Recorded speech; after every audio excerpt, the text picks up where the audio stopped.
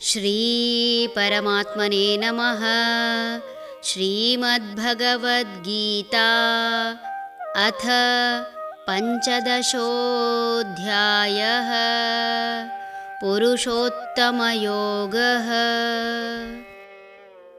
ನಿರ್ಮಾಣಮೋಹಾಜಿತಸಂಗದೋಷಾಃ ಅಧ್ಯಾತ್ಮನಿತ್ಯಾ ವಿನಿವೃತ್ತಕಾಮಾಃ ದ್ವಂದ್ವೈರ್ವಿಮುಕ್ತಾಃ ಸುಖದುಃಖಸಂಜ್ಞೈಃ ಗಚ್ಛನ್ತ್ಯಮೂಢಾಃ ಪದಮವ್ಯಯಂ ತತ್.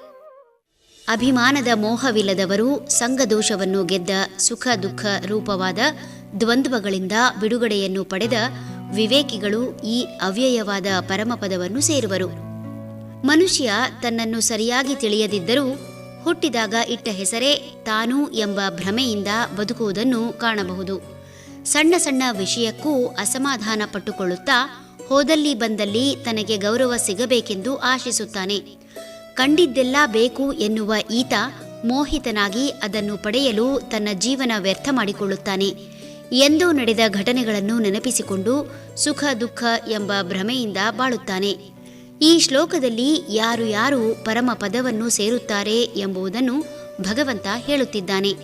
ತಮ್ಮ ಕೆಲಸ ಹಾಗೂ ಹೆಸರಿನ ಬಗ್ಗೆ ಮೋಹ ಹೊಂದಿದವರು ಸುಖ ಮತ್ತು ದುಃಖ ಇವುಗಳನ್ನು ಸಮಾನವಾಗಿ ಸ್ವೀಕರಿಸಿ ಯಾವುದರ ಬಗ್ಗೆಯೂ ಮನಸ್ಸು ವಿಚಲಿತರಾಗದವರು. ಜ್ಞಾನಿಗಳು ಶಾಶ್ವತವಾದ ಪರಮಪದ ಎಂದರೆ ಭಗವಂತನಲ್ಲಿ ಒಂದಾಗುತ್ತಾರೆ ಎನ್ನುತ್ತಿದ್ದಾನೆ. ಮೋಕ್ಷ ಎಂದರೆ ಭಗವಂತನಲ್ಲಿ ಒಂದಾಗಿ ಮತ್ತೆ ಈ ಭೂಮಿಗೆ ಬಾರದಿರುವುದು ಎಂಬುದು ಹೆಚ್ಚಿನವರ ಅಭಿಪ್ರಾಯ. ಆದರೆ ಮೋಹ ಕ್ಷಯ ಅರ್ಥಾತ್ ಮೋಹ ನಾಶವಾದರೆ ಶಾಶ್ವತ ಪರಮಪದ ದೊರೆಯುವುದು. ಮೋಕ್ಷದಿಂದ ಪರಮಪದ ಹೊರತು ಮೋಕ್ಷವೇ ಪರಮಪದವಲ್ಲ. ಹರಿ ಓಂ ತತ್ಸತ್.